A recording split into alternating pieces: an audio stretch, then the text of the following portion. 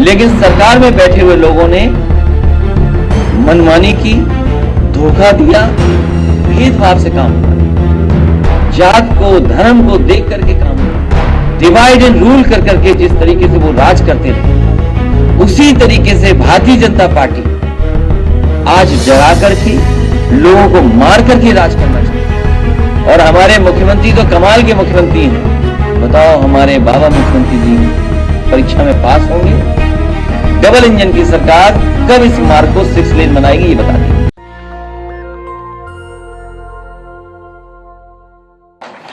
कहीं जगह खाली नहीं है, सड़क पे भी लोग हैं जो आ नहीं सकते थे अंदर। हमें तो ये डर लगता है कि बुलडोजर सरकार कहीं इधर न देख ले पार्टी काले की तरफ। और साथ ही साथ हमें खुशी है इस बात की कि किन्नर समाज के जो पहले भी पार्टी से संबंध रहा, हम लोगों ने सहयोग करने का काम किया, लेकिन उस समय प्रशासन ने इनकी बड़े पैमाने पे बेईमानी की। जनता इनको सम्मान देना चाहती थी, जनता सम्मान से इनको बैठाना चाहती थी, लेकिन सरकार में बैठे हुए लोगों ने मनमानी की, धोखा दिया, जिसकी वजह से उत्तर प्रदेश खुशहाली के रास्ते पर जाए।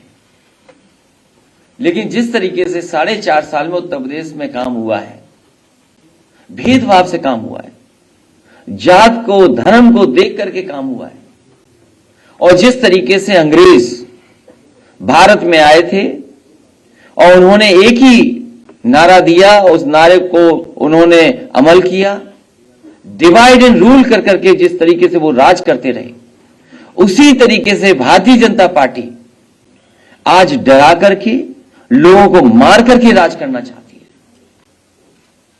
अंग्रेज अगर डिवाइड एंड रूल करके राज कर रहे थे, तो भारतीय जनता पार्टी डरा करके मार करके राज करना चाहती है। लेकिन जनता समझ गई है, आने वाले समय में यही जनता भारतीय जनता पार्टी को सबक सिखाने का काम करेगी। जो बांटने का काम कर रहे हैं, जो नफरत फैलाने का काम कर रहे हैं, अगर कोई बात हो, अच्छी भी बात हो, उसमें से अगर कमी निकालने का काम कोई कर रहा है, तो वो भारतीय जनता पार्टी कर रही है। और हमारे मुख्यमंत्री तो कमाल के मुख्यमंत्री हैं। अभी तक बिजली के कारखाने का नाम नहीं रट पाए हैं। वो सुनने में आया है कि अकेले में अब प्रैक्टिस कर रहे हैं, अकेले बैठ करके प्रैक्टिस करते हैं, लेकिन अभी भी बिजली कारखाने का नाम रट नहीं पाए हैं। और बार बार अखबारों में ये छपवा देते हैं कि बहुत जल्दी आपको टैबलेट मिलने वाली है। जो 4.5 साल से टैबलेट टैबलेट बोल बोल करके अभी तक टैबलेट नहीं दे पाई। स्मार्टफोन देने की बात कर रहे हैं, लैपटॉप देने की बात कर रहे हैं, डाटा फ्री की बात कर रहे हैं, वाईफाई दे देंगे उसकी बात कर रहे हैं। जो सरकार 4.5 साल में अपने संकल्प पत्र पर काम न कर रही हो, उस सरकार पर कौन भरोसा करेगा? जो जनता के बीच में संकल्प रखा था कि जनता का भरोसा जीतने के लिए, जनता का विश्वास जीतने के लिए, लेकिन सरकार आने के बाद उन्होंने अपना घोषणा पत्र, संकल्प पत्र खोल करके नहीं देखा। जब हम लोग बचपन में थे तो केमिकल और टेबल हुआ करती थी, element table, hydrogen, helium, lithium, barium, boron, carbon, nitrogen, oxygen, ये रटते थे हम लोग। इसलिए रटते थे कि परीक्षा में पास हो जाएं। अब जनता को परीक्षा लेनी है सरकार की। बताओ, हमारे बाबा मुख्यमंत्री जी परीक्षा में पास होंगे?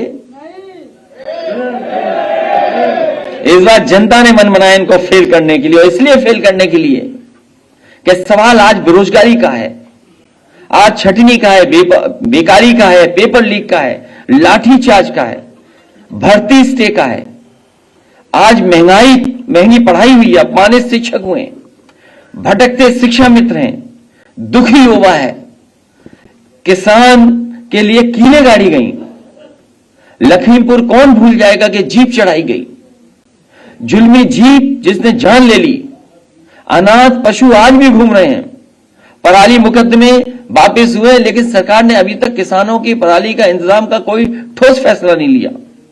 आज मजदूर गरीबी से मर रहा है। नदियां जो साफ होनी थी आज भी नदियां गंदी हैं। भटकते गोवंश, गड्ढा सड़कें, पानी का प्यास अभी भी सरकार नहीं बुझा पाई है। और सरकार की समय पर बत्ती गुल है। अभी कोरोना कैसे भूल जाएगा कोई? वो ऑक्सीजन की कमी, वो तैरती लाशें, उधड़े शव, बीमार अस्पताल, बद इंतजामी, कौन भूल जाएगा? और जब लाशें जल नहीं थी शमशान घाट में, तो यही सरकार थी अपनी नाकामी छिपाने के लिए टीम लगा रही थी। दोगुनी महंगाई, आधी कमाई, महंगी थाली, महंगी बिजली, पेट्रोल, डीजल, खाद तेल, बेकारी, ठप व्यापार, नोटबंदी, इन्होंने नोटबंदी में लाइन में लगाया, दवाई के लिए लाइन में लगवाया, अस्पताल में बेड मिल जाए उसके लिए लाइन में लगवाया, और आज किसान डीएपी और खाद के लिए लाइन में लगाए। और समय आएगा कि उत्तर प्रदेश की जनता लाइन में लग करके भारतीय जनता पार्टी को हटाने का काम करेगी। और वो बातें भूल जाइए, बोलो बुलडोजर वाली, न ये बुल संभाल पा रहे हैं, न बुलडोजर संभाल पाएंगे। और ये भेदभाव करने वाले लोग कभी भी सेंट्रल यूनिवर्सिटी नहीं बनने देंगे। आपको हम भरोसा दिलाते हैं कि इसका प्रस्ताव समाजवादी सरकार बनते ही भेज दिया जाएगा, जिससे कि वहां पे सेंट्रल यूनिवर्सिटी बने। और जो आपने अभी विधायक जी विनय शंकर तिवारी जी ने जो बात उठाई कि किस तरीके से भेदभाव हुआ है यूनिवर्सिटी में, किस तरीके से अस्पताल में भेदभाव हुआ है, मेडिकल कॉलेज में भेदभाव हुआ, ये भेदभाव वाली सरकार है, नफरत फैलाने वाली सरकार है, खाई पैदा करने वाली सरकार है, एक दूसरे को लड़ाने वाली सरकार है। इसलिए सावधान रहें इन लोगों से, और हम सब लोग मिलकर के इनको हटाने का काम करें। और अब तो समाजवादियों के साथ सब अंबेडकरवादी भी बैठ गए आके, तो अंबेडकरवादी और समाजवादी जब मिल जाएंगे तो भारतीय जनता पार्टी का उत्तर प्रदेश से सफाया होना निश्चित है। क्योंकि आज सबके हक छीने जा रहे हैं, सबका सम्मान छीना जा रहा है, सबको डराया जा रहा है। उत्तर प्रदेश की सरकार पर सवाल खड़े हुए हैं, और एकाध घटना नहीं, 150 नहीं, जिस समय जांच होगी उस समय आपको जानकारी मिलेगी किस तरीके से पुलिस को खुली छूट देकर के सरकार ने अपने इशारे पर ये घटनाएं कराई हैं। और उसका परिणाम यह है कि नेशनल ह्यूमन राइट कमीशन ने सबसे ज्यादा नोटिस सरकार को दी हैं।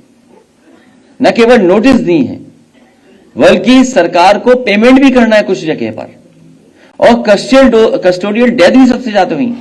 कोई कल्पना कर सकता है कि मुख्यमंत्री जी के क्षेत्र में कोई जाए कारोबार और घूमने के लिए, वो व्यापारी अगर होटल में है तो पुलिस जाकर के घुस जाएगी और इतना मारेगी कि जान चली जाएगी?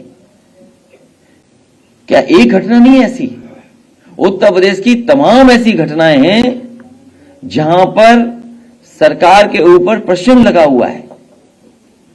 अभी मैं बांदा गया था, एक ब्राह्मण परिवार का बेटा केवल सब्जी लेने गया, बाद में पता लगा परिवार उसकी जान चली गई, और अभी भी उस परिवार को न्याय नहीं मिला। उसकी मां रो रही, गिड़गिड़ा रही, धरने में बैठी सीबीआई जांच के लिए, लेकिन सरकार स्वीकार नहीं कर रही। मैंने उस परिवार से खुद कहा कि आप भूल जाइए इस बात को, ये न्याय देंगे आपको, समाजवादी सरकार बनेगी, हम आपको न्याय दिलाने का काम करेंगे। बताओ, छोटा बच्चा किसी परिवार का अगर चला जाए बाजार में सामान लेने, सब्जी लाने, फल लाने, और घर न लौटे, तो सोचो कैसा परिवार पे गुजरेगा, उसके मां बाप पर कितना संकट है दुख का। इसीलिए मैंने कई बार कहा आपसे कि परिवार वाले ही दुख समझ सकते हैं, परिवार वालों का। जिनके पास परिवार नहीं है वो दुख नहीं समझ सकते। क्या वो गर्भवती मां जो चल करके आई थी, लॉकडाउन के समय पर बेटी पैदा हुई, तब भी वो घर पहुंची पैदल चलते चलते, क्या सरकार नहीं मदद कर सकती थी? इसलिए इस बार उत्तर प्रदेश की जनता ने मन बनाया, इनका सफाया होगा। ये केवल इनकाउंटर नहीं, न जाने कितने आरोप हैं सरकार पर। अभी हमारा मैनिफेस्टो आ जाने दो, मैनिफेस्टो में बहुत सारी चीजें रहेंगी, और इसलिए रहना जरूरी है कि आप बताइए, क्वेश्चन पेपर लीक हो रहा, परीक्षा नहीं हो पा रही, जांच कहां होगी? कोई एसआईटी करेगी? एक ही तरह की जांच, एक ही जगह जांच, कौन भरोसा करेगा इस सरकार पर? जो समाजवाद है वही अंबेडकरवाद है, जो अंबेडकरवाद है वही समाजवाद है। क्योंकि डॉक्टर राम मनोहर लोहिया, डॉक्टर बाबा साहब अंबेडकर जी दोनों ही जाति उसको तोड़ना चाहते थे। मैं बात समझ गया। मैं दोनों बातों का जवाब देता हूं आपकी। मुझे याद है कि बाबा मुख्यमंत्री जी सरकार बनते ही झांसी चले गए थे। बाबा मुख्यमंत्री जी सरकार बनते ही सबसे पहला दौरा झांसी हुआ उनका, और वो झांसी में जाकर के खड़े होकर के कहा कि झांसी से सीधा दिल्ली के लिए हम एक्सप्रेसवे बनवा देंगे। लेकिन हमारे बाबा मुख्यमंत्री जी को ये नहीं पता था कि झांसी के बाद मध्य प्रदेश आ जाता है, मध्य प्रदेश के बाद फिर उत्तर प्रदेश आता है। जो गोरखपुर की बात की है, मैं अपने नौजवान साथियों गोरखपुर और पूर्वांचल के लोगों को भरोसा दिलाता हूं, समाजवादी सरकार थी तो कोशिश थी कि लखनऊ के किसी कोने से, किसी जिले से कोई अगर लखनऊ आना चाहे तो वहां के लोगों को 4.5 घंटे से ज्यादा समय लखनऊ पहुंचने में नहीं लगना चाहिए। इसीलिए लगातार एक्सप्रेसवे और डिस्ट्रिक्ट हेडक्वार्टर्स को 4 लेन से जोड़ा जा रहा था। मैं भरोसा दिलाता हूं कि एक्सप्रेसवे बन रहा है, उस एक्सप्रेसवे की गुणवत्ता आगरा लखनऊ से भी बेहतर होती, लेकिन हमारे बाबा मुख्यमंत्री क्योंकि जानते नहीं कुछ चीजें, इसलिए उन्होंने एक्सप्रेसवे की गुणवत्ता गिरा दी है, खराब की है। गोरखपुर के लिए सड़क बन जाएगी और एक्सप्रेसवे जिस तरीके जुड़ रहा है उससे जोड़ने का काम करेंगे। दूसरा इन्होंने कहा राम जानकी मार्ग, अगर आपको याद हो तो एक बस यात्रा चली थी, और वो यात्रा बस चल रही कि नहीं चल रही, जो नेपाल बॉर्डर से चलती थी। और उस समय मैंने मांग की थी कि जिस यात्रा में लोगों की आस्था जुड़ी है, भरोसा जुड़ा है, लोग परंपराओं से जुड़ना चाहते हैं, हमारी धार्मिक यात्रा करना चाहते हैं, उस सड़क को 6 लेन बनना चाहिए। 6 लेन मैं आज भी मांगता हूं, और इस नौजवान जो पत्रकार है उससे जुड़ता हुआ कहता हूं कि सरकार को इसकी बात सुननी चाहिए। हमारी न सुने, और हमने नहीं सवाल इससे पूछवाया, अपने आप इसने सवाल किया है। वो तो बात इसके सवाल से मुझे याद आ गई है कि कम से कम नेपाल को जोड़ने वाली सड़क जिसकी समाजवादी पार्टी ने मांग की थी कि 6 लेन बनना चाहिए, दिल्ली में, यूपी में उनकी सरकार है, डबल इंजन की सरकार, कब इस मार्ग को 6 लेन बनाएगी ये बता दें।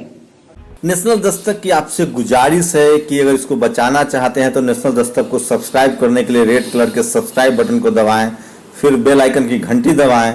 नेशनल दस्तक को बचाने के लिए बहुत जरूरी है कि हर खबर को शेयर करें, लाइक करें, कमेंट जरूर करें।